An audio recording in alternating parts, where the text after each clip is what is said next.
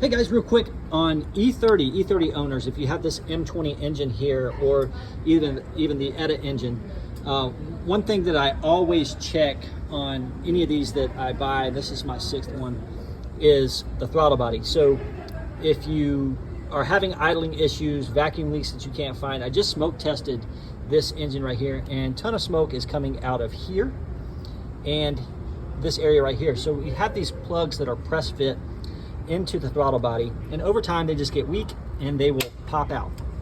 Okay, and they pop out a little bit, or they'll vibrate, and you'll get vacuum leaks there. And this engine right here hates vacuum leaks.